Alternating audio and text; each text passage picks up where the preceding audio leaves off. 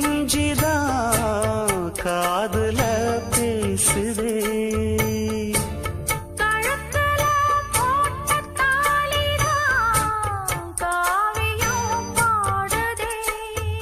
நெத்திச்சுட்டியாடும் உச்சந்தலையில் ஒட்டு வச்சதாறு நான் தானே.